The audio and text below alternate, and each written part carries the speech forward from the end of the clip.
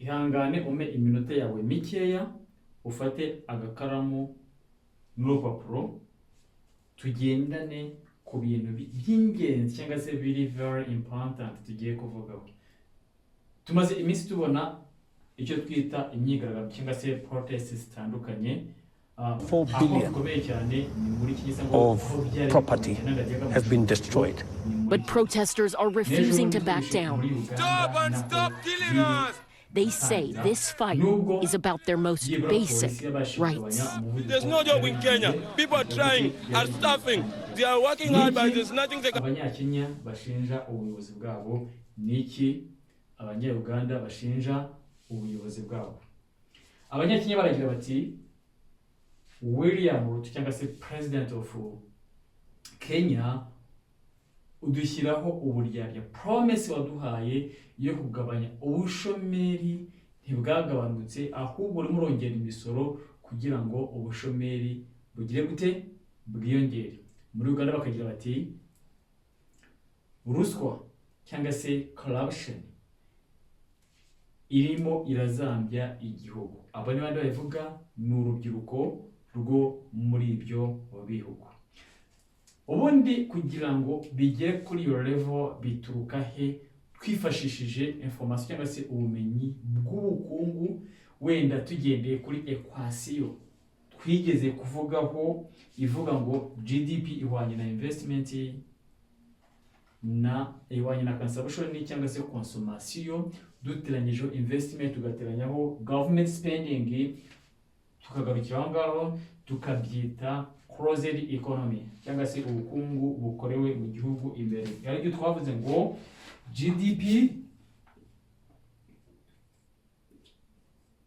irangana na consumption duteranyijeho investment duteranyijeho government spending. No kuvuga iki rero? No kuvuga iyo dukoze ibi ngibi tugarukiye ahangaha tuba tuvuze icyo twita closed economy cyangwa se tuvuze economy yo mu gihugu cyangwa se ubukungu bwabaye produced mu gihugu hagati. Twavuze ko iyo iki ngiki iyi consumption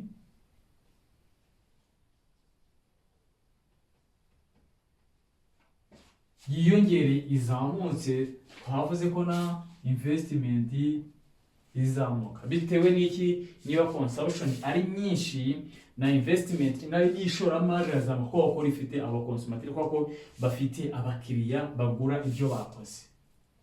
Noneho iyo investment izamutse tax irazamuka ndetse ni government spending ikabaza bakubwira ko bari kurisivinga tax nini, bivuze ko ingengo y'imari irazamuka, noneho ibikorwa remezo bikubakwa ari byinshi. Ariko ibyo ngibyo biramutse bigenze gutyo nkuko twabye expectinga cyangwa se nkuko formula itubwira, ntabwo Kenya twabona abantu bari kuvuga ngo kubera ubushomeri ari bwinshi barimo baradeklara ko ubukungu buzamuka, nubwo William Ruto avuga ati twaka amakredi menshi. Ariko se wenda niba ujye ukunda gusoma uzashake igitabo cy'umuntu bita Clayton cyo bita myth of deficit. No kuvuga aravuga ngo eske niba igihugu cyatse amadeni byahagombye kuba ikibazo? Ntabwo ari ikibazo. Niba cyatse amadeni yo kuza ku investisa muri segiteri kuko ya mafaranga akoreshwa ibyo yagenewe, ntabwo deficit ntabwo amadeni aza guhinduka iki? Ntabwo aza guhinduka ikibazo. Ariko nkuko turi kuvuga ino equation biraza guhinduka ikibazo ryari? Muri economy tugira icyo twita cyangwa se mu bukungu tugira icyo bita nominal,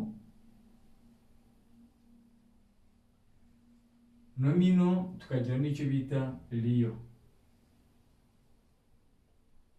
GDP. GDP.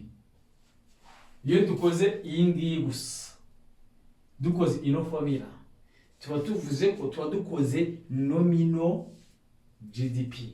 Nominal GDP ni iki rero? Nominal GDP ahangaha tuba tugendeye kuri price increase. Ni ukuvuga iki rero? Ni ukuvuga ngo urugero, niba umwaka ushize waraguraga ibiro 10 by'umuceri rice, wenda ku bihumbi 20, uyu munsi ukaba ugura 10 kilo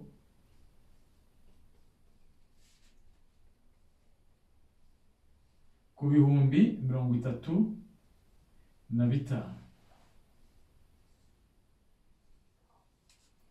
Bivuze iki rero? Bivuze ko here there is increase, hari izamuka rya value income in value. Ariko ni value itewe n'iki? Ni ukuvuga ngo ni value itewe n'icyo twita inflation, cyangwa se itakaza agaciro k'ifaranga. Ni ukuvuga iki? Ni ukuvuga niba igiciro cyazamutse, hano ko hano tuvugenda niba wenda tuvugenda pa wenda 25 kg of rice, none ufata ibihumbi 20,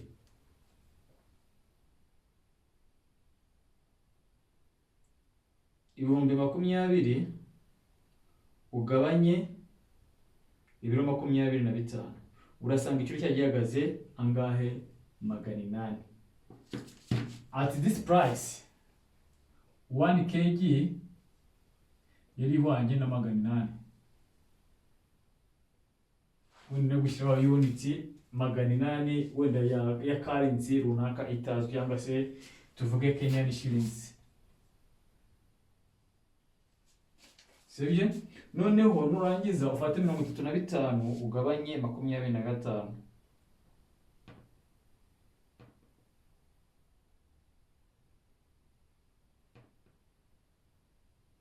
Urahita ubona ko ahangaha ikiro cyazamutseho 1 kg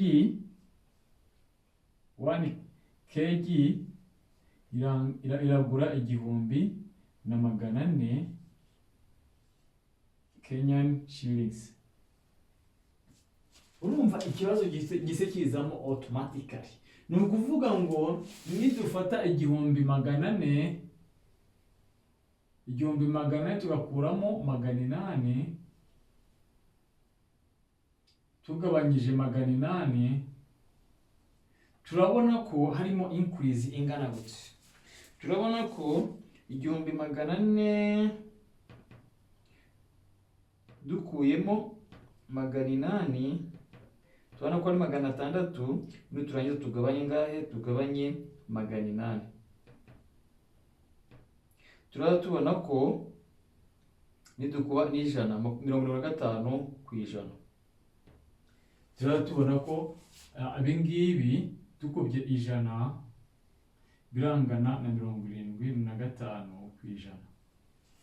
Deja igiciro cyazamutseho 75 ku ijana. Icyo bivuze niki? Icyo bivuze ni tudakora adjustment ngo tuvuge ngo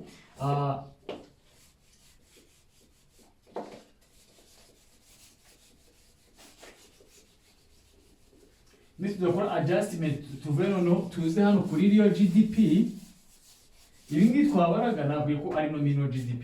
None tuze hano kuri iriyo GDP, ni ukuvuga ngo turahita dukora adjustment.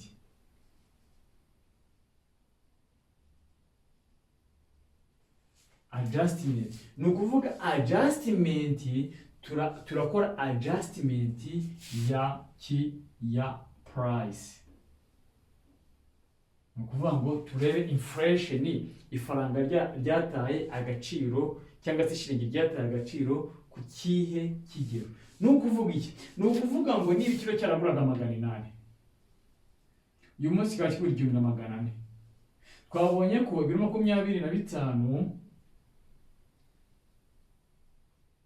kg of rice byaguraga 20,020 kuri 800. Tubona ko kuri iki giciro 1,400 ibiro 25 kg of rice bingana 35. Urumva muri value umuntu wafashe 35 n'uwo ufashe 20,020 ntabwo bangana. Ni ukuvuga hariho increase ya 75% cyangwa se byaza value yazamutseho 75%. Mu by'ukuri nitujya kugukiriyaringa, nitujya kuvuga ko uko ubukungu bwazamutse tugendeye kuri nominal GDP, tuzavuga ko ubukungu bwazamutse, GDP yacu yazamutseho 75%. Ariko 75% nitujya kureba kubera ko nta tuzakoze adjustment, tuzasanga dufite the same production. Kubera iki? Nubwo tuva ku bukungu bwazamutseho 75%, ariko value ni ukuvuga production yacu ni iki? Ni ibiro 20 kg 25, ibiro 25 of rice. Iki gihe rero nubwo tuvuze ngo ubukungu bwarazamutse, ariko kubera ko production ubundi ntabwo ubukungu ntabwo ari value y'amafaranga. Ubundi iyo tuvuze amafaranga cyangwa se money, tuba tuvuze medium of exchange. Exchange what? Exchange of activities. Ni ukuvuga kora production, nani kora production, dukore exchange. Kubera ko tutarakoresha barter system, amafaranga ahagararemo hagati, dutange values. Ni ukuvuga ngo icyo ufite tugiye value, nacyo ufite tugiye value, no dukora exchange dukoresheje iki? Dukoresheje money, dukoresheje amafaranga. Ni ukuvuga iki rero? Niba value y'ikintu izamutse nyamara rate ya production itazamutse, bivuze ko ubukungu ntabwo bwazamutse. Niba butazamutse rero, niba wogoma production y'ibiro 20 izagumya ari ibiro 20, bivuze ko ntabwo akazi kazagira gute? Ntabwo akazi kazazamuka. Niyo mpamvu ubukungu bwazamuka, ubushomeri bukaguma hahandi. Ni ukuvuga dushaka kutadeclaringa cyangwa se kudakoresha real GDP kugira ngo byibura dukarome rwa rubyiruko rwacu mu makuru muki no muri report duhore tuvuga ko ubukungu bwazamutse. Ndumva ngaho ushobora kubusobanukiwe neza impamvu hashobora kubaho izamuka ry'ubukungu, ariko ugasanga yenda abaturage bamwe ntabwo babyishimiye, kandi kuko wareba nawe rate y'ubushomeri ikaguma izamuka instead yo kugira ngo igabanuke igendane n'ubukungu.